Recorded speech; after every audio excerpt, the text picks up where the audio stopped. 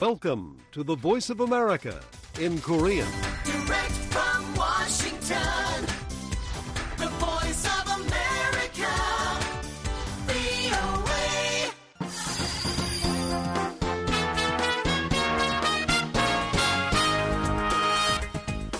여러분 안녕하십니까? 여기는 미국의 수도 워싱턴에서 보내드리는 VOA 방송입니다. 지금부터 VOA 저녁 방송을 시작하겠습니다. VOA 방송은 매일 새벽 2시부터 3시까지, 그리고 매일 아침 4시부터 6시까지, 또 저녁 8시부터 자정까지 3차례 보내드립니다. VOA 방송은 객관적이고 공정하며 포괄적인 한반도와 미국 그리고 세계 소식과 함께 각종 정보와 교양, 오락 등 다양한 프로그램을 전해드리고 있습니다.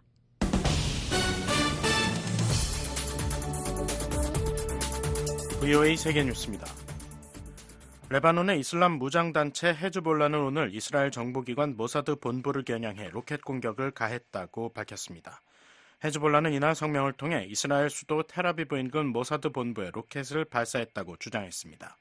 이에 대해 이스라엘군은 레바논으로부터 발사된 지대지 미사일 한 발이 방공체계에 의해 요격됐다며 인명피해는 없었다고 밝혔습니다.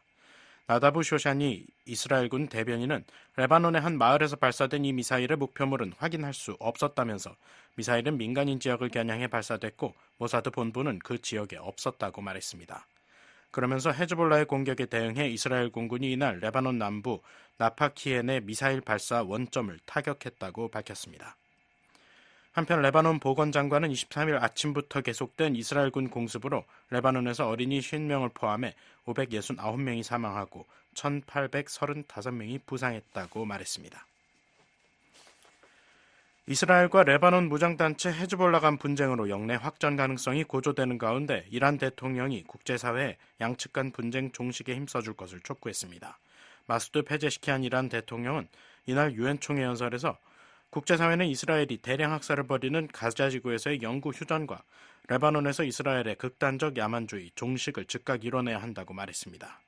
페제시키안 대통령은 또 이란은 모두를 위한 평화를 추구하며 어느 나라와도 충돌할 의사가 없다면서 중동에서의 분쟁은 물론 우크라이나와 러시아 간 전쟁도 즉각 중단할 것을 호소했습니다.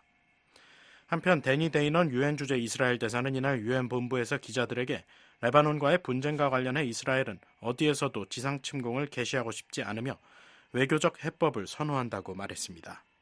데이넌 대사는 미국을 비롯한 동맹국들이 확전 방지를 위해 제시한 구체적 아이디어를 진지하게 받아들이고 있다면서 레바논 정부와 국민이 헤즈볼라의 공격 행위를 하지 못하도록 압력을 가하기에 아직 늦지 않았다고 생각한다고 말했습니다. 러시아군이 오늘도 우크라이나에 대한 드론과 미사일 공격을 계속해 나갔습니다. 우크라이나 공군은 이날 밤사이 러시아군이 드론 32기와 미사일 8발을 발사했다며 이 중 드론 28기와 미사일 4발을 요격하는 데 성공했다고 말했습니다. 우크라이나 남부 오데사주의 올레키퍼 주지사는 오데사 지역을 향해 발사된 미사일 4발 중 한 발이 개활지에 떨어졌다며 미사일 잔해로 인해 트럭 2대가 파손됐지만 인명피해는 없었다고 말했습니다. 러시아군은 이날 이른 시각 우크라이나 북동부 하르키우 지역에도 공격을 가해 비행기 경납고 1개동이 파손됐다고 로이터 통신이 보도했습니다. 이런 가운데 러시아군은 우크라이나 동부 도네츠크주의 우크라인스크 마을을 추가 점령했다고 러시아 현지 당국자가 이날 주장했습니다. 러시아군은 최근 도네츠크를 비롯한 동부 전선의 마을들을 잇따라 점령하는 등 진격을 계속하고 있다고 강조해왔습니다. 한편 볼로디미르 젤렌스키 우크라이나 대통령은 어제 유엔 안전보장이사회에서 푸틴은 너무도 많은 국제규범과 규칙을 어겼기 때문에 스스로 전쟁을 멈추지 않을 것이라고 말했습니다.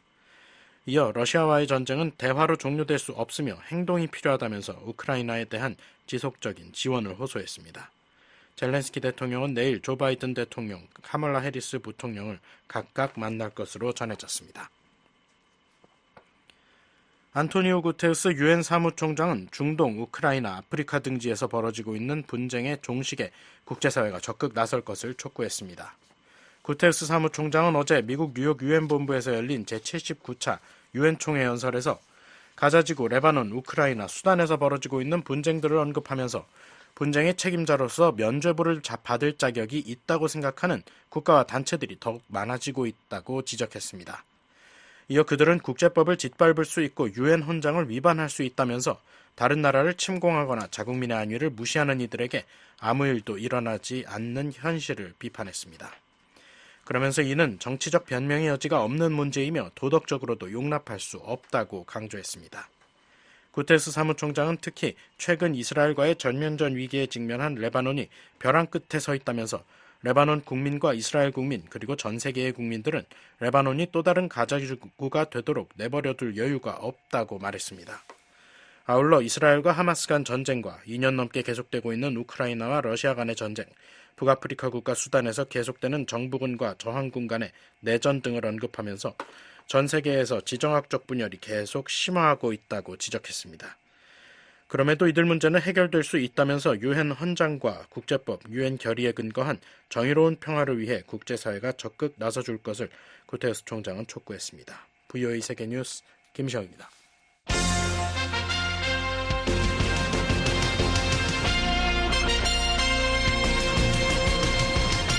VOA News Today. 여러분 안녕하십니까? 2024년 9월 25일 수요일 VOA 뉴스투데이 1부 시작하겠습니다. 진행의 김영교입니다. 이 시간에 보내드릴 주요 소식입니다. 조 바이든 미국 대통령이 임기 마지막 유엔 총회 연설에서 각국이 단합해 전 세계가 직면한 어려움들을 이겨내야 한다고 밝혔습니다. 매년 언급하던 북한 문제를 올해 연설에선 거론하지 않았습니다. 백악관이 유엔 무대에서의 북한 인권 문제 제기를 바이든 행정부의 주요 성과 중 하나로 꼽았습니다. 토니 블링컨 미국 국무장관은 심화되는 북러 군사협력을 강하게 규탄하며 국제사회의 강력한 대응의 필요성을 역설했습니다. 북한과 러시아의 협력이 유럽은 물론 전 세계를 위협할 것이라고 경고했습니다. 내일 북한 날씨는 전 지역 흐리고 가끔 비 오겠습니다. 최저기온은 6에서 19도, 최고기온은 14에서 27도 기록하겠습니다. 바다의 물결은 동해 앞바다 0.5에서 1.5m, 서해 앞바다 0.5m이겠습니다. 첫 소식입니다. 조 바이든 미국 대통령이 임기 마지막 유엔 총회 연설에서 각국이 단합해 전 세계가 직면한 어려움들을 이겨내야 한다고 밝혔습니다. 매년 언급하던 북한 문제를 올해 연설에선 거론하지 않았습니다. 뉴욕 유엔 본부에서 함지아 기자가 보도합니다. 조 바이든 미국 대통령은 24일 유엔 총회 일반 토의 연설에서 전 세계의 단합을 촉구했습니다. 내년 초 퇴임을 앞둔 바이든 대통령은 이날 연설에서 오늘날 많은 사람들이 세상을 바라보며 어려움을 보고 절망에 빠진다는 것을 알고 있다고 말했습니다. 이어 나는 그렇지 않다며 리더로서 우리에게는 그럴 여유가 없다고 밝혔습니다. I know many look at the world today and see difficulties and react with despair, but I do not. I won't.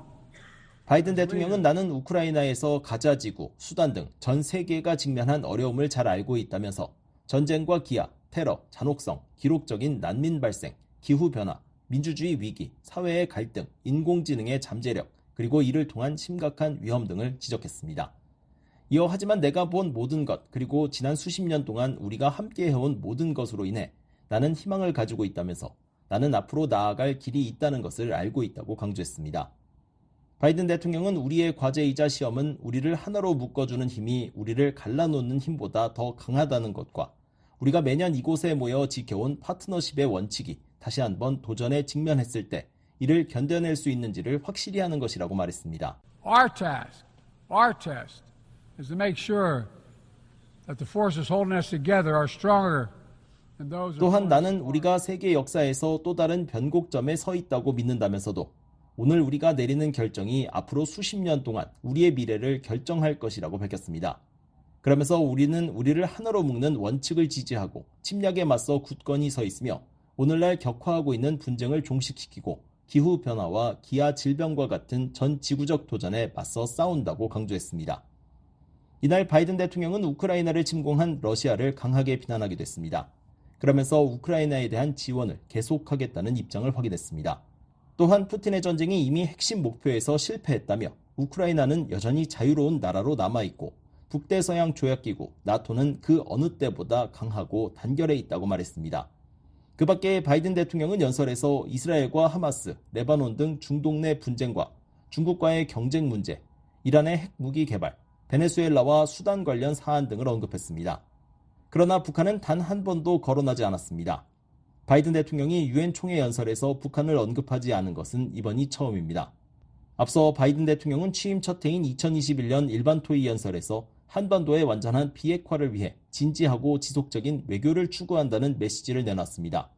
이어 2022년에는 국제 비확산 체제가 위협받고 있다며 러시아와 중국, 이란과 함께 북한을 짧게 거론했습니다.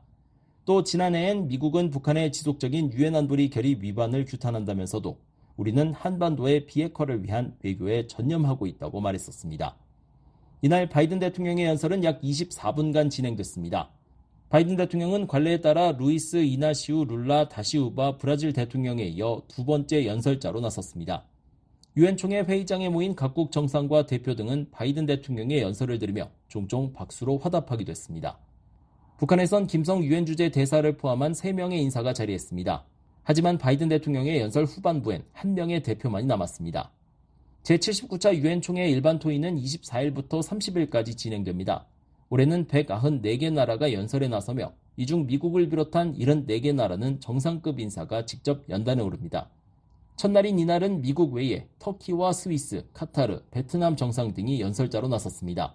기시다 후미오 일본 총리와 볼로디미르 젤렌스키 우크라이나 대통령은 일반 토의 둘째 날인 25일 오전에 연설 일정이 잡혔습니다. 윤석열 대통령 대신 조태열 외교장관을 파견한 한국은 오는 27일 연설할 예정입니다. 또 대사급 인사가 나서는 북한은 일반 토의 마지막 날인 30일 연단에 오릅니다. BOE 뉴스 함지아입니다. 백악관이 유엔 무대에서의 북한 인권 문제 제기를 바이든 행정부의 주요 성과 중 하나로 꼽았습니다. 유엔에서 지도력 발휘를 통해 인권과 안보 문제 등 국제 현안 해결에 많은 성과를 냈다고 자평했습니다. 조상진 기자가 보도합니다. 백악관은 24일 바이든 해리스 정부는 2017년 이후 처음으로 북한 인권에 대한 유엔 안보리 브리핑을 개최하는 등 북한의 심각한 인권 침해를 집중 조명했다고 밝혔습니다. 백악관은 이날 조 바이든 대통령의 유엔 총회 연설에 앞서 발표한 설명 자료를 통해 바이든 대통령 취임 이후 유엔 무대에 서거든 인권 분야의 성과를 강조하면서 이같이 말했습니다.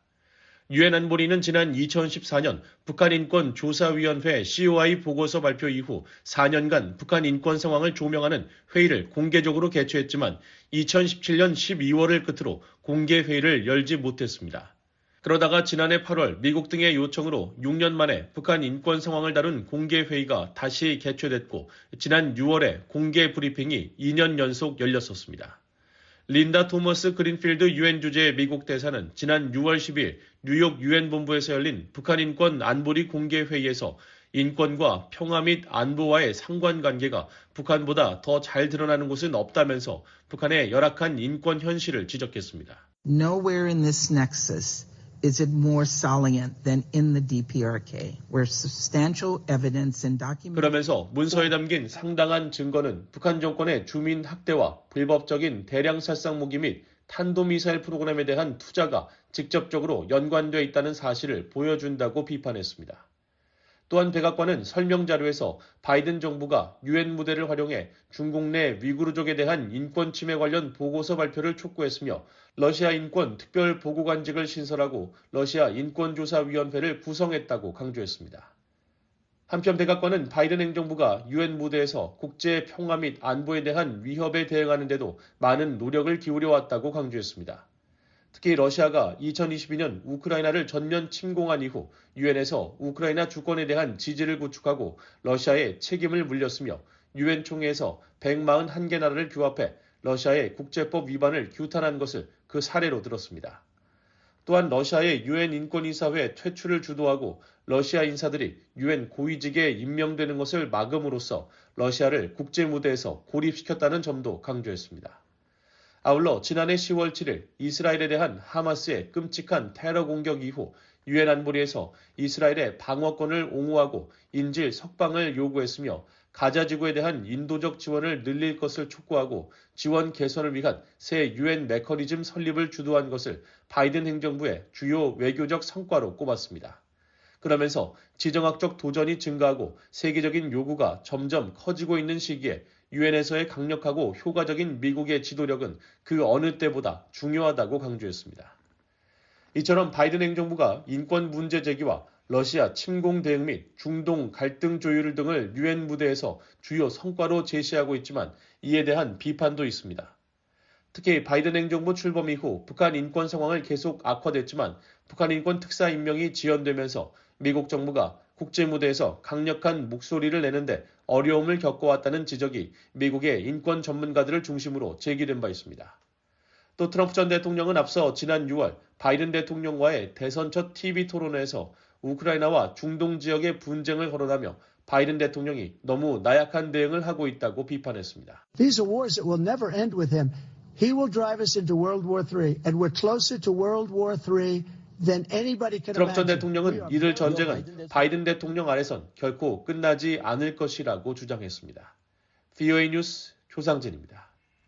미국 국무장관은 무기 거래 등 심화되는 북러 군사 협력을 강하게 규탄하며 국제사회의 강력한 대응의 필요성을 역설했습니다. 북한과 러시아의 협력이 유럽은 물론 전 세계를 위협할 것이라고 경고했습니다. 뉴욕 유엔 본부에서 함지아 기자입니다.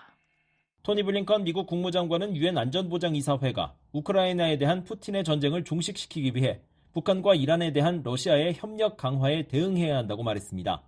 블링컨 장관은 24일 안보리에서 열린 우크라이나 관련 회의에서 이같이 밝히면서 북한은 탄도미사일과 발사대, 수백만 발의 포탄 등 많은 양의 무기와 탄약을 러시아에 전달했다고 지적했습니다. There are two immediate and interrelated steps that we must take. First, we must address Russia's growing cooperation. 이어 이란과 북한의 러시아 지원은 푸틴이 무고한 우크라이나 남성과 여성, 어린이들에게 학살과 고통, 파멸을 가하며 우크라이나의 아파트 건물과 곡물 저장고, 항구를 파괴하고 영하의 기온이 시작되는 시점에 발전소와 난방, 천연 가스 시설을 무너뜨리는 것을 돕는다고 덧붙였습니다. 블링컨 장관은 이 같은 러시아, 북한, 이란의 행동이 여러 안보리 결의를 위반한 것이라며 특히 안보리 상임이사국인 러시아가 책무를 다하지 않고 있다고 비판했습니다. These actions by Iran, North Korea, and Russia have violated multiple Security Council resolutions. 그러면서 러시아가 이란과 북한의 지원에 의존할수록 이란과 북한은 그 대가로 더 많은 것을 얻고 푸틴이 북한과 이란에 더 많은 것을 줄수록 유럽뿐 아니라 인도태평양과 중동 등 전 세계의 평화와 안보에 대한 위협은 더욱 악화될 것이라고 경고했습니다. 블링컨 장관은 북러 협력이 북한을 더욱 대담하게 만들 것이라며 구체적인 사례도 제시했습니다. As North Korea ramps up its military support for Russia, Putin has reciprocated with military commitments and with money.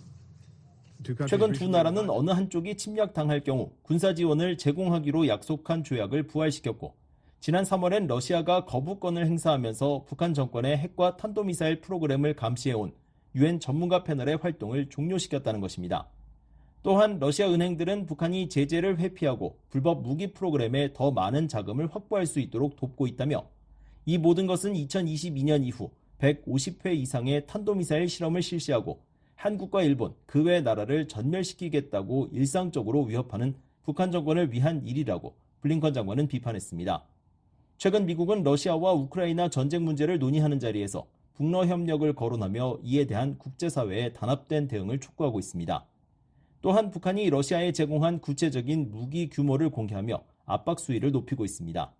앞서 로버트 우드 유엔 주재 미국 차석 대사는 지난 13일 안보리 회의에서 러시아가 우크라이나를 침공한 이후 북한으로부터 탄도미사일 수십 기와 컨테이너 18,000여 개 분량의 군수품과 관련 자재를 조달했다고 밝혔었습니다. 이날 다른 안보리 이사국 장관들도 북러 협력을 규탄했습니다. 조태열 한국 외교부 장관은 북러 무기 거래가 다수의 유엔 안보리 결의에 대한 명백한 위반이라면서 소위 포괄적 전략 동반자 관계에 서명하며 강조된 북러 간 군사 협력 심화는 한반도뿐 아니라 유럽의 평화와 안보를 위협한다고 말했습니다. 그러면서 안보리 상임이사국이자 비확산 체제 주축국인 러시아가 안보리 결의를 위반하고 북한과 불법 무기 거래에 관여하는 것은 개탄스러운 일이라며 강하게 비난했습니다. This constitutes an unequivocal violation of multiple UN Security Council resolutions. The deepening military cooperation between North Korea. 이어 북한이 관련 안보리 결의를 준수하고 우리의 관여 제안에 응할 것을 강력히 촉구한다고 조 장관은 밝혔습니다. 그 밖에 몰타와 일본 등도 북러 간 무기 거래가 우크라이나에 대한 러시아의 전쟁을 장기화할 것이라며 자제를 촉구했습니다. 하지만 이날 러시아는 북러 군사협력 관련 사안을 언급하지 않은 채 각국의 규탄을 일축했습니다. 바실리 네벤자 유엔 주재 러시아 대사는 2014년 서방이 선동한 쿠데타로 집권한 우크라이나 정권이 잔인한 내전을 일으켰다며 이후 유엔 안보리가 승인한 민스크 협정으로 2015년 갈등이 봉합됐었다고 주장했습니다. Киевский режим, пришедший к власти в результате инспирированного Западом в 2014 году государственного переворота, сразу же развязал кровавую гражданскую 이어 그러나 새로운 우크라이나 정권은 협정을 이행하는 대신 미국과 동맹의 도움을 받아 무장하고 러시아와의 전쟁을 준비했다고 네벤자 대사는 말했습니다. 따라서 우크라이나에 대한 러시아의 군사작전이 우크라이나 동부 지역에 거주 중인 친러시아계를 돕기 위한 것이라는 설명입니다. 다만 네벤자 대사는 이날 북러 군사협력과 관련한 사안은 언급하지 않았습니다. 북한은 러시아와의 무기 거래 사실을 부인하고 있습니다. BOE 뉴스 함지아입니다.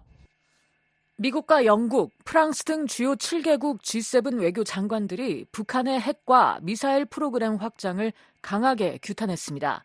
러시아의 핵과 탄도미사일 관련 기술이 북한에 이전될 가능성에 대해서도 중대한 우려를 나타냈습니다. 조상진 기자입니다. 주요 7개국 G7 외교장관들이 24일 북한이 다수의 유엔 안보리 결의를 위반하며 불법적인 핵과 탄도미사일 프로그램을 지속적으로 확장하고 불안정을 야기하는 활동을 계속하고 있는 것을 강력히 규탄했습니다. 미국과 캐나다, 프랑스, 독일, 영국, 일본, 이탈리아 등 7개국 외교장관들은 이날 유엔 총회 참석을 계기로 뉴욕에서 회의를 한 뒤 발표한 의장 성명에서 북한 문제와 관련해 이같이 밝혔습니다. 이어 한반도의 완전한 비핵화를 거듭 촉구하고 북한이 모든 관련 유엔 안보리 결의에 따라 완전하고 검증 가능하며 돌이킬 수 없는 방식으로 모든 핵무기와 기존 핵 프로그램, 기타 대량 살상 무기 및 탄도미사일 프로그램을 포기할 것을 촉구했다고 전했습니다. 또한 북한이 한반도의 평화와 안정 증진을 위해 대화에 복귀할 것과 모든 유엔 회원국들이 관련 유엔 안보리 결의를 완전히 이행할 것도 촉구했습니다. 특히 지난 3월 유엔 안보리 대북제재위원회 전문가 패널의 임무 갱신에 대한 러시아의 거부권 행사에 대해 깊은 실망을 거듭 표명했다고 밝혔습니다. G7 외교장관들은 이번 성명에서 북한과 러시아의 지속적인 군사협력 강화도 비판했습니다. 관련 유엔 안보리 결의를 정면으로 위반하는 북한의 탄도미사일 및 군수품 수출과 러시아의 조달, 그리고 우크라이나를 상대로 한 러시아의 이러한 미사일과 군수품 사용 등 북러 간 군사협력 강화를 가장 강력한 용어로 규탄했다는 것입니다. 외교장관들은 또 유엔 안보리 결의에 위배되는 핵과 탄도미사일 관련 기술이 러시아에서 북한으로 이전될 가능성에 대해서도 깊이 우려하고 있다고 밝혔습니다. 그러면서 북러 양국이 이러한 모든 활동을 즉각 중단하고 관련 유엔 안보리 결의들을 준수할 것을 촉구했습니다. 아울러 북한의 인권을 존중하고 국제 인도주의 단체의 접근을 용이하게 하며 납치 문제를 즉각 해결할 것도 요구했습니다. G7 외교장관들은 이번 회의에서 주권과 영토 보전, 분쟁의 평화적 해결, 기본적 자유와 인권에 기반한 자유롭고 열린 인도태평양 지역을 위한 노력도 거듭 강조했습니다. 특히 중국의 대러시아 지원에 대해 깊은 우려를 표명하면서 중국이 국제평화와 안보를 증진하기 위한 노력을 강화하고 러시아가 군사적 침략을 중단하고 우크라이나에서 즉각적이고 완전하며 무조건적으로 군대를 철수하도록 압박할 것을 촉구했습니다. 아울러 러시아 방위산업 기지에 대한 중국의 지속적인 지원에 대해 깊은 우려를 표명하고 러시아 국방부문에 투입되는 무기 부품과 장비를 포함한 이중용도 물자의 이전을 중단할 것도 중국에 요구했습니다. 또한 종중국해와 남중국해 상황에 대해 심각한 우려를 표명하고 무력이나 강압에 의한 일방적인 현상 변경 시도에 강력히 반대한다는 입장을 재확인했으며 타이완 해협의 평화와 안정 유지가 국제안보와 번영에 필수 불가결하다는 점을 강조하면서 양안 문제의 평화적 해결이 필요하다는 입장도 거듭 분명히 했습니다. G7 외교장관들은 또 러시아의 잔혹하고 정당화할 수 없는 침략 전쟁에 맞서 우크라이나가 자유와 주권, 독립, 영토를 수호할 수 있도록 변함없는 지원과 지지를 할 것이라는 점도 재확인했습니다. 그러면서 우크라이나에 대한 특별지원 가속화 대출 절차가 시작되면 우크라이나에 약 500억 달러의 추가 자금 지원이 제공될 것이라고 강조했습니다. 이번 G7 외교장관 회의를 주재한 토니 블링컨 미국 국무장관은 23일 회의에 앞서 모두 발언을 통해 G7을 비롯한 더 많은 국가들이 우크라이나를 강력하고 굳건히 지지한다면서 러시아의 침략 전쟁에 맞선 우크라이나 국민들에 대한 지원 의지를 분명히 했습니다. Every country around this table, and so many more, stand strongly and firmly with Ukraine. We're determined to see Ukraine's success. We're determined to support its 그러면서 people. 동절기를 맞아 우크라이나가 러시아에 맞서 싸울 수 있도록 관련 지원을 위해 매일 협력하고 있다고 말했습니다. BOA는 유엔 주재 북한 대표부와 주미 중국 대사관, 러시아 외무부에 이번 G7 외무장관 의장 성명에 대한 논평을 요청하고 답변을 기다리고 있습니다. 그동안 북한과 러시아는 무기 거래 등 군사협력 사실을 부인해왔습니다. BOA 뉴스 조상진입니다. 미국과 한국이 고도화되는 북한의 위협에 대응하기 위한 긴밀한 공조 필요성을 재확인했습니다. 양국은 북한의 완전한 비핵화 목표에 전념하며 확장 억제 실행력을 강화하기로 했습니다. 안소영 기자가 보도합니다. 미국과 한국이 24일 핵과 미사일 능력 고도화 등 변화하는 북한의 위협에 대응하기 위한 양국의 안보 협력이 필수적이라는 데 의견을 같이 했습니다. 두 나라는 앵카리 미 국방부 동아시아 부차관보와 한국의 조창래 국방정책실장이 참석한 가운데 23일부터 24일까지 서울에서 열린 제25차 통합국방협의체 회의 후 발표한 공동성명에서 이같이 밝혔습니다. 미국과 한국은 성명에서 양측은 북한의 완전한 비핵화라는 공동의 목표를 재확인했고 빈틈없는 연합 방위 태세를 유지하기 위해 동맹의 긴밀한 공조가 중요하다는 데 공감했다고 설명했습니다. 또한 한반도 및 영내 불안정을 야기하는 핵 및 미사일 능력 고도화는 물론 변화하는 북한 위협에 대해서도 의견을 교환했다고 덧붙였습니다. 그러면서 양측은 북한의 핵운반 체계의 다양화와 지속적인 우주발사체 발사 시도 등 영내 평화와 안정을 저해야 하는 북한의 도발과 위협에 대해 강력히 규탄했다고 강조했습니다.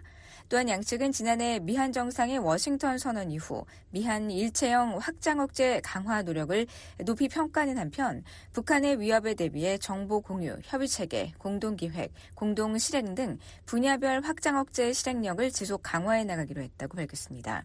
특히 미국 측은 핵과 재래식, 미사일 방어 및 진전된 비행 능력을 포함한 모든 범주의 역량을 운용해 한국을 방어한다는 미국의 지속적이고 철통 같은 공약을 재확인하면서 미국과 동맹 및 우방국에 대한 북한의 어떠한 핵 공격도 용납할 수 없으며 김정은 정권의 종말로 귀결될 것임을 재강조했다고 성명을 전했습니다.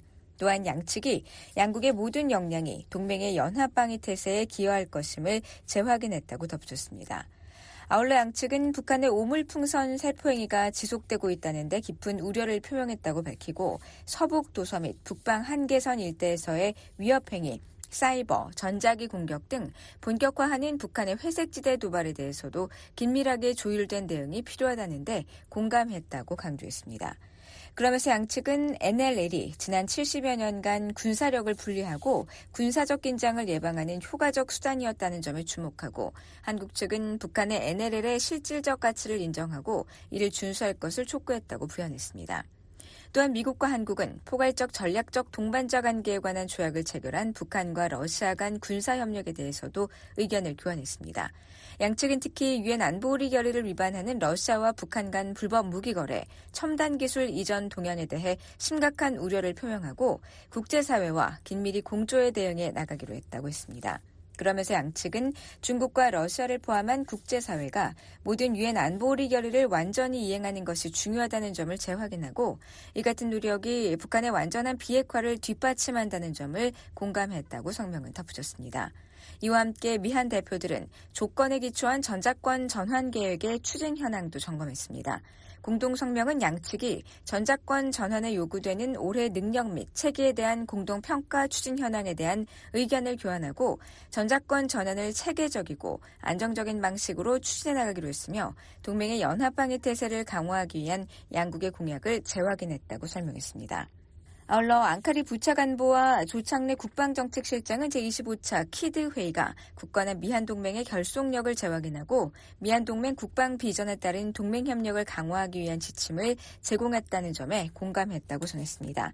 이어 이를 바탕으로 연내 미국 워싱턴에서 열릴 예정인 제56차 미한안보협의회의에서 의미 있는 진전을 이루기 위한 노력을 지속해 나가기로 했다고 덧붙였습니다. 데이빗 맥스웰 아태전략센터 부대표는 24일 BOA와의 통화에서 미국과 한국의 통합국방협의체 회의는 양국 간 군사계획 및 활동을 조정하는 정기적인 회의로 북한의 위협이 지속되는 한 양국이 특히 중요하다고 말했습니다. This is a routine meeting that takes place between South Korea and the United States and is used to coordinate ongoing military planning and activities. And it is 한미연합사 작전참모를 역임한 맥스웰 부대표는 키드 회의는 미국과 한국이 상호 안보 및 군사 문제를 다루고 한국 방어와 영내 안정, 평화를 수호하기 위한 양국의 역량을 통합하는 기회를 제공한다면서 이같이 설명했습니다. 또한 이번 25차 회의에서도 미한 양국이 북한의 비핵화 목표를 재확인하면서 북한이 한국의 적대적인 태도를 유지하며 핵무기를 계속 개발하는 한 관련 사안은 언제나 키드의 우려 사안이 될 것이라고 덧붙였습니다. BOA 뉴스 안소영입니다. 미국 해군의 핵 추진 공격 잠수함 버몬트함이 한국 부산에 입항한 건 인도태평양 지역에 대한 미국의 방위 공약을 보여주는 것이라고 미 해군 제7함대가 24일 밝혔습니다. 제7함대 대변인인 사무엘 보일 중령은 버몬트함의 부산 입항과 관련한 BOA의 질의에 9월 23일 버지니아급 고속 공격 잠수함 USS 버몬트함이 정기적으로 예정된 기항을 위해 한국 부산에 도착했다고 확인했습니다. 이어 이번 기항은 이 지역에 대한 우리의 공약을 반영하고 우리의 연합 연습과 훈련, 작전 및 기타 군사 협력 활동 다수를 보완한다고 말했습니다. 앞서 한국 해군은 23일 버몬트함이 부산 해군기지에 입항한 사실을 밝히고 영내 작전 임무를 수행하던 중 군수 적재와 승조원 휴식을 위해 입항했다고 설명했습니다. 한국 언론들은 해군 관계자를 인용해 버몬트함이 한국에 기항한 건 이번이 처음이라면서 미한 해군 간 교류 협력 증진이 기대된다고 보도했습니다. 2020년 4월 공식 취역한 버몬트함은 1990년대 초 6단계로 계획된 버지니아급 잠수함 개발 중 4번째 단계인 블록 4형 첫 잠수함으로 길이 약 115m에 폭은 약 10m, 시속 40km가 넘는 속도로 해저 240m 깊이에서 운항이 가능합니다. 취역 당시 미 해군은 버몬트함이 대잠전, 육상전, 정보전 등 잠수함 전력의 7대 핵심 역량을 모두 갖췄다고 설명한 바 있습니다. 블록 3형 잠수함이 공격용 어뢰와 수직발사관 순항미사일, 대잠 기뢰 등을 탑재할 수 있었던 것을 감안하면 버몬트함은 그 이상의 역량을 갖춰 인도태평양 지역에서 미국의 핵 억지력에 상당히 기여할 것으로 분석되고 있습니다. 한편 북한은 버몬트함의 부산 입항에 강력하게 반발했습니다.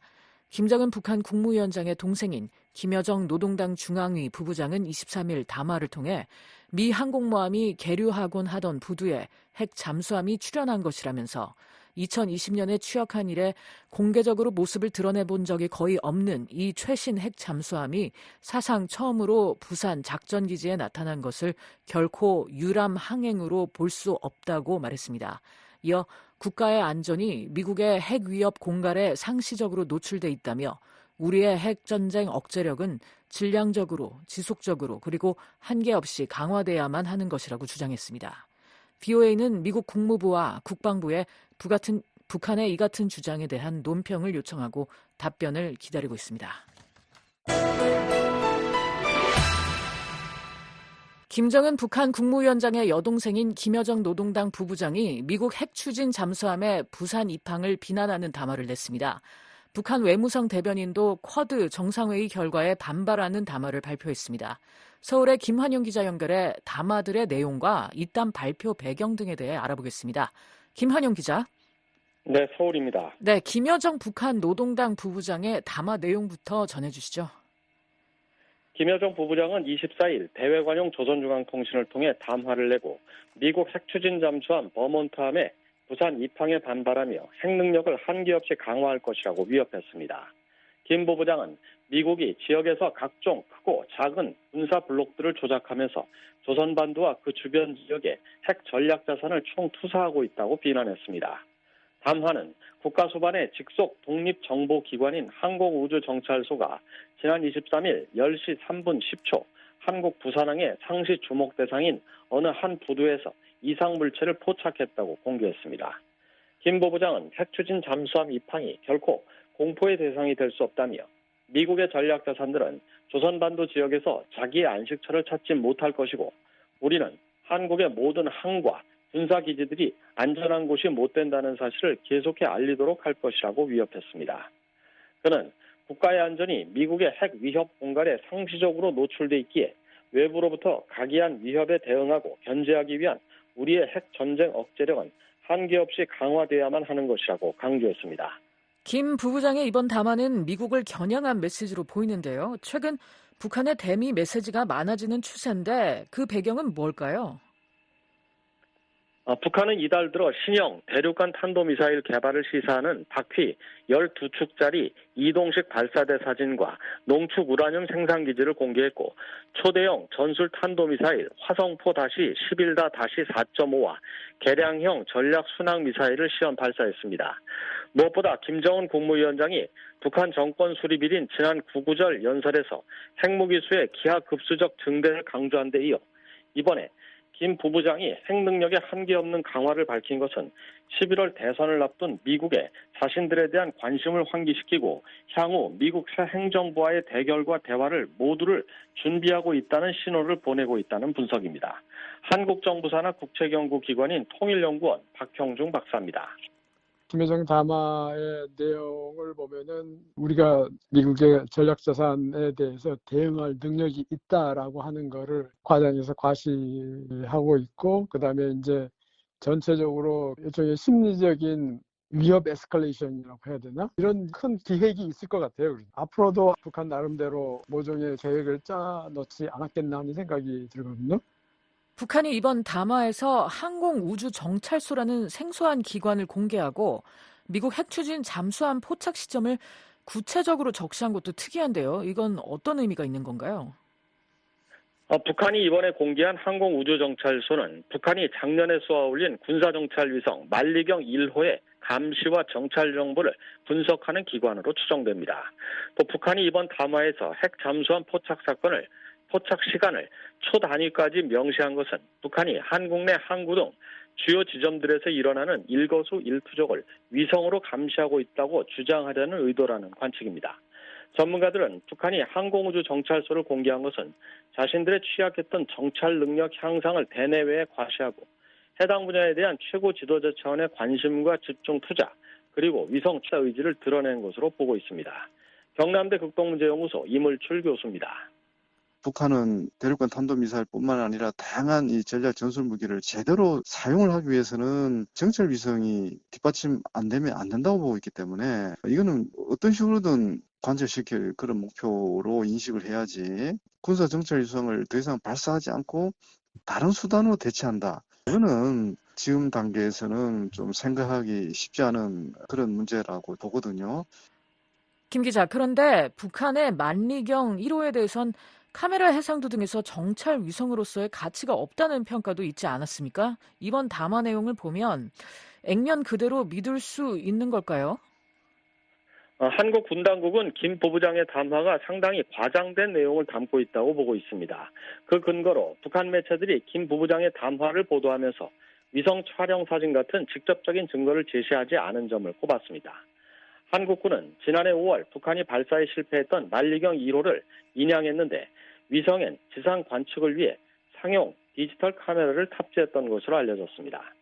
군당국은 당시 해상도 등을 고려해 정찰 위성으로서 군사적 효용이 없다고 평가했습니다. 또 지난 2월엔 신원식 당시 한국 국방부 장관이 만리경 1호가 일 없이 돌고 있다고 말하기도 했습니다. 그렇다면 북한이 제시한 핵 잠수함 포착 시간은 어떻게 나온 걸까요? 이에 대해서는 몇 가지 추정이 나오는데요. 서울대 통일평화연구원 장용석 박사는 만리경 1호 카메라 해상도가 군 정찰 위성급인 서브미터급에 미치지 못해도 수면 위에 떠오른 잠수함을 포착할 정도는 될 가능성이 있다고 말했습니다. 또 북한의 감시와 분석에 러시아가 기술 지원을 했을 가능성도 제기됩니다. 장 박사는 러시아 지원 가능성을 배제할 수 없다면서도 군 위성사진 공유는 정찰 능력과 관련한 고급 정보 유출 위험이 있기 때문에 북러 간 깊은 신뢰를 바탕으로 한 정보 관련 보안 협정 같은 게 필요하다고 말했습니다. 정찰 위성 사진을 공유한다는 것은 사실 대단히 깊은 신뢰할 수 있는 정보 협력의 단계 이런 걸 시사할 수도 있기 때문에 사실 굉장히 눈여겨봐야 되고 우려할 만한 또 사안이기도 하죠. 이와 함께 이번 미 핵 잠수함 포착 시점을 한국 언론 보도를 토대로 역산에 내놨을 가능성도 제기됩니다. 버몬트함 입항은 한국 내 언론 보도로 23일 오전 10시 45분쯤 처음 알려졌습니다. 네, 북한 외무성 대변인도 연이어 담화를 냈죠. 어떤 내용이 담겨 있나요? 네, 그렇습니다. 북한 외무성 대변인 담화는 김여정 부부장 담화 보도 이튿날인 25일 조선중앙통신을 통해 공개됐습니다. 담화는 미국이 최근 개최한 쿼드 정상회의를 계기로 북한의 자주권과 발전권을 침해하고 가장 적대적인 대결 기도를 노골화 했다고 비난했습니다. 특히 쿼드 정상들이 윌밍턴 선언을 통해 북한의 핵무기 개발에 우려를 제기한 데 대해 엄중한 정치적 도발이라고 규탄했습니다. 담화는 또 미국이 주권 국가들의 합법적 권리 행사를 위협으로 묘사하면서 항행의 자유를 구실로 쿼드를 사실상 국제적인 해상 경찰 기구로 만들어버렸다며 미국의 진영 대결 정책은 세계 평화와 안전 보장에 가장 심각한 위협을 조성하는 유해로운 근원이라고 비난했습니다. 조 바이든 미국 대통령과 기시다 후미오 일본 총리, 앤서니 앨버니지 호주 총리, 나렌드라 모디 인도 총리 등 쿼드 4개국 정상은 앞서 지난 21일 정상회의일이 발표한 윌밍턴 선언에서 북한의 핵무기 추구와 이딴 탄도미사일 도발을 규탄하고 완전한 한반도 비핵화 공약을 재확인했습니다. 또 인도太平양 지역 내 무력 또는 강압에 의한 현상 변경을 반대하고 북한과의 군사협력을 강화하는 국가에 대해 우려를 표명해 사실상 중국과 러시아를 겨냥했습니다. 외무성 대변인 담화의 특징 그리고 북한이 이렇게 이틀 연속 담화를 낸 배경은 뭘까요? 김 부부장의 담화와 마찬가지로 외무성 대변인 담화도 미국을 주력 겨냥했다는 공통점을 갖고 있습니다. 일각에선 북한이 미 대선과 차기 행정부 출범 등을 염두에 두고 7차 핵실험 같은 대형 도발을 하기 위해 명분을 축적하려는 의도라는 관측이 나옵니다. 이와 함께 진영 간 대립구도를 원치 않는 중국을 향한 메시지가 담겨 있다는 분석도 제기됩니다. 박원곤 이화여대 북한학과 교수는 북한 외무성 대변인 담화엔 윌밍턴 선언이 중국을 겨냥하고 있는 데 대한 비난도 담겨 있다고 말했습니다.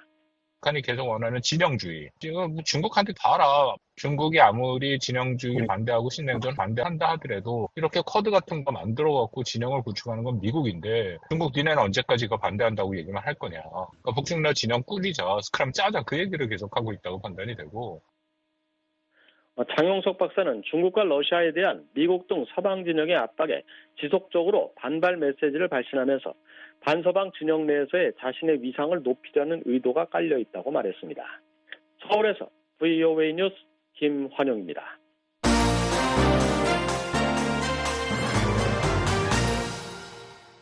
북한의 정보기술, IT 인력들이 세계 주요 기업 수십 곳에 위장 취업한 것으로 파악됐습니다. 특히 이들 중 일부는 미국 기업 네트워크에 대한 접근 권한을 갖고 있어 심각한 보안 위협을 초래할 수 있다는 지적이 나옵니다. 조은정 기자가 보도합니다.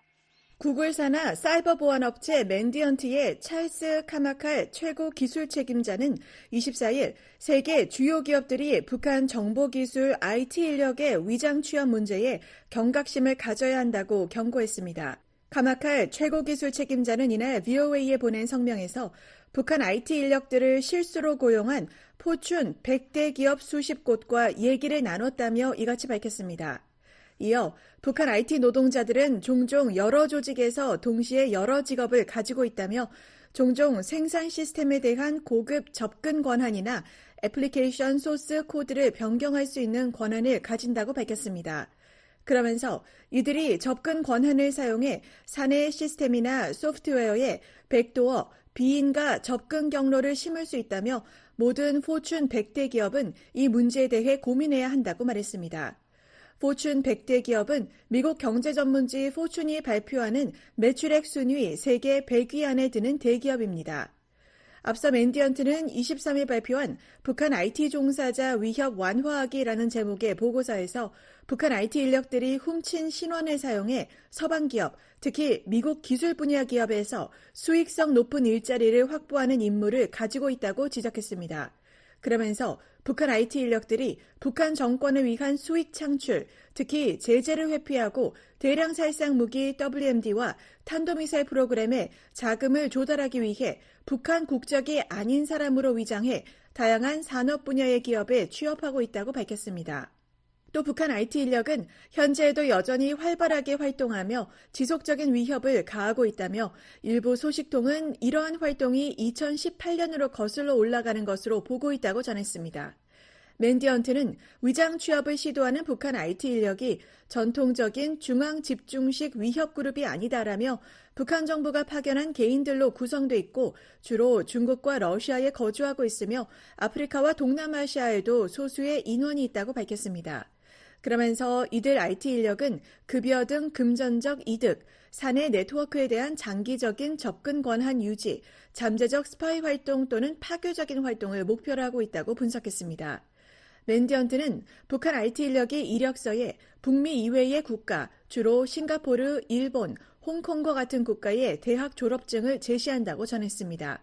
또 주로 100% 원격 근무가 가능한 직책에 지원하며 영상통화를 꺼리고 업무 능력이 평균 이하인 특징이 일관적으로 포착됐다고 전했습니다.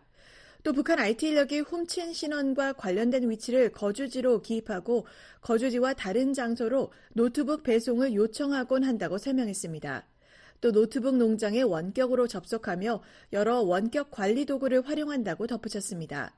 노트북 농장은 동일한 인터넷 네트워크에 다수의 노트북이 연결된 곳으로 북한 IT 인력이 실제 거주지인 중국이나 러시아가 아닌 미국에서 접속하는 것처럼 보이게 합니다. 맨디 헌트는 북한 IT 인력 위장 취업에 대응해 기술적으로 방어하고 경각심을 높이며 선제적으로 위협을 포착하는 다각적인 접근법이 필요하다고 밝혔습니다. 구체적으로 기업들은 더 엄격한 신원 확인 절차를 밟고 주기적으로 현장을 점검하며 미국 은행을 통해 금융 거래를 하고 보안업체와 협력할 것을 제안했습니다.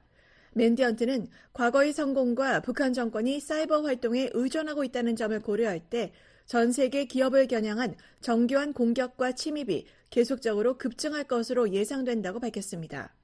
이어 특히 서구 조직에 대한 공격이 계속되고 있으며 유럽 조직이 표적이 되는 사례도 증가하고 있다고 말했습니다. 그러면서 이런 공격은 데이터 유출, 금전적 손실, 지적 재산 도난, 주요 서비스 중단으로 이어질 수 있다고 경고했습니다. 앞서 미 법무부는 북한 IT 인력의 위장 취업을 도운 혐의로 지난 8월과 5월에 각각 미국인 등을 기소했습니다.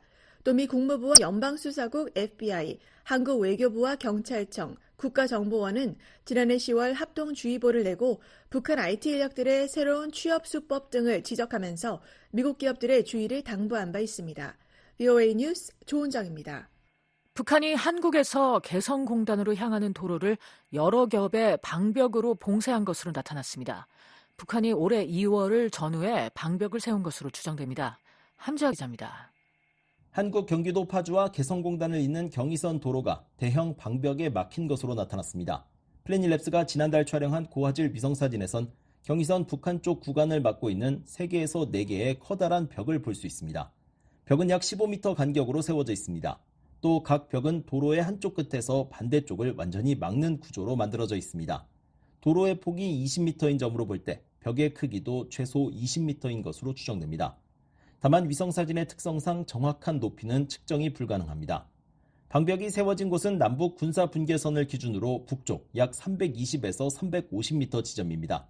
이곳에서 도로를 따라 한국 쪽으로 약 2.1km 떨어진 지점은 도라산역이고 반대로 북한 쪽으로 약 3.5km 이동하면 개성공단 출입구가 나옵니다. 실제로 이 도로는 과거 개성공단이 운영되던 시절 한국 측 직원이나 정부 관계자가 왕래하던 유일한 길이었습니다. 그런데 이제는 방벽으로 인해 통행 자체가 불가능하게 됐습니다. 앞서 한국 군 당국은 북한이 올해 초 경의선과 동해선 도로에 가로등 수십 개를 철거하고 일부 지역에선 대전차 방벽 추정 구조물을 세웠다고 밝힌 바 있습니다. 그런데 이번 위성사진을 통해 실제로 북한이 경의선 도로에 방벽을 여러 겹 세운 사실이 확인됐습니다. 북한은 올해 2월을 전후해 이곳에 방벽을 세운 것으로 추정됩니다. 올해 2월 9일 에어버스가 촬영해 최근 구글어스에 공개된 위성사진에선 현재 방벽이 들어선 지점에 8개의 부지가 조성된 장면을 볼 수 있습니다. 이들 부지는 이전까진 깨끗한 아스팔트 도로였지만 이날 위성사진에선 흙바닥으로 변해 있습니다. 그리고 이후 어느 시점 북한이 이곳 8개의 부지 중 3곳 혹은 4곳에 벽을 세운 것입니다. 북한이 개성공단으로 향하는 길을 완전히 차단하면서 한국 기업의 개성공단 운영 재개 가능성도 더 낮아지고 있습니다. 반면 개성공단에 대한 북한의 재가동 조짐은 최근 여러 곳에서 포착되고 있습니다. 이 같은 변화는 지난해 말 김정은 국무위원장이 대남 정책에 대한 대대적인 변화를 예고한 이후 두드러지고 있습니다. 앞서 BOA는 이달 11일자 위성사진을 토대로 북한이 개성공단 내 도로 약 21개 지점에 횡단보도를 새롭게 칠했다고 전한 바 있습니다. 또 북한은 개성공단 내 한국 회사 동원 F&D 부지에 건물을 신축했으며 기존 북한 쪽 출입구는 다시 만들었습니다. 그 밖에 BOA는 최근 1, 2년간 개성공단 내 공장 부지와 도로, 공터에서 버스와 승합차, 트럭 등을 발견해 보도하고 있습니다. 이는 모두 북한이 개성공단을 자체적으로 운영하려는 움직임으로 분석됩니다.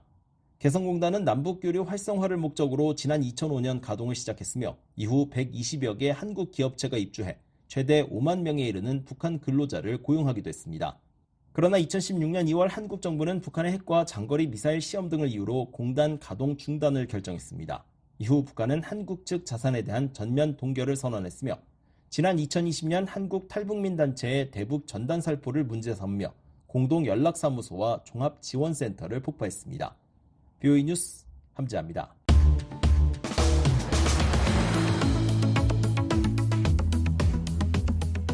한국 내 주요 뉴스를 소개해드리는 한국은 지금입니다. 최원기 기자 나와 있습니다. 어서 오세요. 안녕하십니까? 네, 오늘은 어떤 소식이 있나요? 한국군 병장 월급이 곧 200만 원을 넘어선다는 소식 전해드리겠습니다. 이어서 북한에서 망명한 리일규 참사가 평양의 공포 분위기를 전한 소식도 준비되어 있습니다. 네, 먼저 한국군 병사들의 월급이 오른다는 소식부터 전해주시죠. 네, 한국 정부와 집권당인 국민의힘은 최근 당정협의회를 열고 내년 예산안 방침을 공개했는데요. 이에 따르면 한국군 병장 월급이 곧 200만 원이 될 전망입니다. 네, 원래 얼마를 받다가 200만 원으로 오르는 건가요? 현재 한국군 병장의 월급은 125만 원인데요. 이를 150만 원으로 올리기로 했습니다. 그리고 병사가 전역하면 자산 형성 지원금이라는 명목으로 돈을 주는데 이것이 55만 원입니다. 그러니까 이것까지 합치면 병장이 받는 월급은 205만 원이 됩니다. 미국 달러화로 계산하면 1,500달러 정도 되는 겁니다. 네, 월급이 오르는 건 좋은데 병사와 부사관, 하사들과 월급 역전 현상이 일어날 수 있다면서요? 그렇습니다. 현재 한국군 하사 월급은 각종 수당을 합쳐 252만 원이지만 각종 공제를 뺀 실수령액은 200만 원대 초반입니다. 또 영해 거주 간부는 매달 20만 원을 식사비로 따로 내야 합니다. 세금과 연금 보험료도 내야 합니다. 반면 일반 병사는 월급에서 세금을 떼지 않습니다. 따라서 실수령액을 기준으로 할 때 병장이 하사보다 돈을 많이 받는 현상이 생길 수 있습니다. 네, 초급 간부인 부사관들이 병사보다 월급을 조금 받게 되면 하사들은 사기도 떨어지고 군 복무하기가 싫어지겠는데요. 실제로 한국군을 떠나는 초급 간부들이 늘고 있습니다. 지난해의 경우 경력 5년 이상 장교와 부사관 9,500명이 군을 떠났는데요. 이는 전년도보다 24% 늘어난 겁니다. 또 2015년 4.8대 1이던 학군 장교 ROTC 지원율은 작년 1.8대 1로 떨어졌습니다. 네. 또 서울대학교 학군단의 경우 지원자가 단 5명뿐이었다고 합니다. 그렇군요. 정부가 어떤 대책이 있나요? 정부는 수당인 단기 복무 장려금 인상을 검토하고 있습니다. 또 부사관과 장교에 대한 처우를 개선하겠다는 입장입니다. 그러나 군 간부 월급 인상은 전체 공무원 임금과 연계되어 있기 때문에 현실적으로 파격적인 처우 개선은 힘들어 보입니다. 그렇군요. 다음 소식으로 가보겠습니다. 한국으로 망명한 리일규 전 쿠바 주재 북한 대사관 참사가 언론과 인터뷰를 했군요. 네, 지난해 11월 한국으로 망명한 리일규 전 북한 대사관 참사가 최근 한국 SBS TV와 인터뷰를 했는데요. 리 참사는 인터뷰에서 북한 내부의 공포 분위기를 전했습니다. 네, 공포 분위기가 생긴 어떤 계기가 있었겠죠? 네, 리일규 참사는 2013년 12월에 발생한 장성택 처형 사건이 공포 분위기의 출발점으로 꼽았습니다. 김정일 위원장이 사망하고 20대 젊은 김정은 위원장이 등장하자 북한 주민들도 처음에는 젊은 지도자 등장에 대해 기대감이 있었다고 합니다. 그런데 이런 분위기는 장성택 처형으로 180도 바뀌었다고 하는데요. 당시 김정은이 김일성의 사위이자 자신의 고모부인 장성택을 반당 종파 분자로 몰아 하루아침에 처형했는데요. 이 사건 이후 일반 주민은 물론이고 당 간부들도 김정은을 무서워하는 공포 분위기에 휩싸였다고 합니다. 네, 북한 군부 1인자였던 황병서 총정치국장도 김정은 위원장 심기를 건드려 사라졌다면서요? 네, 이것도 리일규 참사가 전한 소식인데요. 그에 따르면 황병서는 사소한 말실수로 인해 숙청됐다고 합니다. 당시 총정치국에 있던 전산망, 그러니까 컴퓨터에 불이 나서 김정은에게 보고를 할 수 없었다고 합니다. 그래서 이렇게 보고했다고 하는데요. 김정은 원수님 사무실하고 연결된 전산망이 불이 나서 컴퓨터가 다 전소됐습니다. 그래서 당분간 원수님께 보고하는 문건을 프린트해서 당중앙위원회 부서에 넘겨줘 이랬다는 겁니다. 그런데 김정은이 집무실을 사무실로 표현한 것과 넘겨준다는 표현을 문제 삼았다고 합니다. 네. 김정은은 황병서에게 수령이 일하는 공간이 사무실이냐 집무실이냐, 당중앙위원회가 장마당이냐 문건을 넘겨준다는 게 무슨 소리냐, 당중앙위원회 문건을 보고하게 돼 있지 이랬다는 겁니다. 그 결과 황병서는 형명화 처벌을 받아 석 달간 당중앙위원회 본부청사 마당을 쓸었다고 합니다. 이렇게 아주 사소한 것을 문제 삼아 나이 많은 간부를 처벌하는 걸 보면 김정은 위원장이 어떤 심리적으로 문제가 있는 건 아닌가 그런 생각까지 드는데요. 그럼 그 뒤에는 어떻게 됐습니까? 그 뒤에 간부들은 감시와 숙청을 피하기 위해 온갖 수를 쓰게 됐다고 합니다. 예를 들면 김정은 위원장과 회의를 할 적에 자기 차례가 오면 벌떡 일어나 발언을 하고, 또 김정은 위원장에게 다가가 말을 할 때는 무릎을 꿇고 말을 한다고 합니다. 네, 그렇게 공포 분위기 속에서 회의를 해도 제대로 된 회의가 진행이 될지 모르겠습니다. 네, 리일규 참사에 따르면 회의에서 김정은 위원장이 아무리 잘못된 말을 하더라도 간부들은 토를 달 수가 없다고 합니다. 또 김정은 위원장의 말은 그냥 말이 아니라 절대성, 무조건성을 띠기 때문에 잘못된 지시라 해도 간부들은 그저 시키는 일만 하려는 분위기가 간부 사회에 팽배돼 있다고 합니다. 네, 리일규 참사가 또 한국의 한류에 대해서도 얘기를 했다죠? 네, 리 참사는 북한이 두려워하는 건 미국보다 한류를 2배, 3배, 한 10배 더 한류를 두려워한다고 말했습니다. 네. 그러면서 북한 주민들은 사회주의 사상을 배우고 자랐는데 한류가 세뇌 교육으로 자리 잡은 우상화, 충성심, 이런 걸 한류가 다 뽑았다고 말했습니다. 그러면서 한류를 단속하는 당일꾼이나 보위일꾼들, 사법, 경찰, 단속하는 사람들이 한류를 제일 많이 본다고 말했습니다. 네, 한국은 지금 최원기 기자였습니다. 지금까지 VOA 뉴스투데이 1부를 보내드렸습니다. 잠시 후에는 VOA 세계뉴스 뉴스투데이 2부가 방송되겠습니다.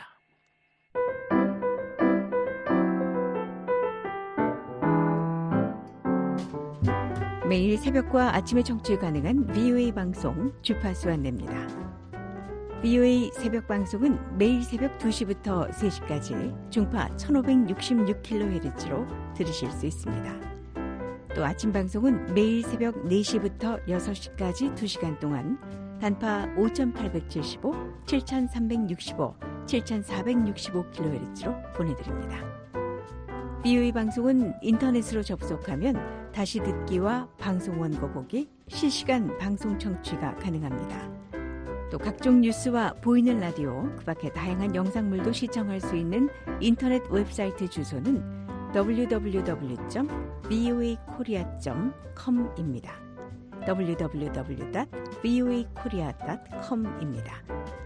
한반도와 미국 그리고 세계 소식을 더욱 빠르고 생생하게 전해드리는 VOA 방송에 많은 애청 바랍니다.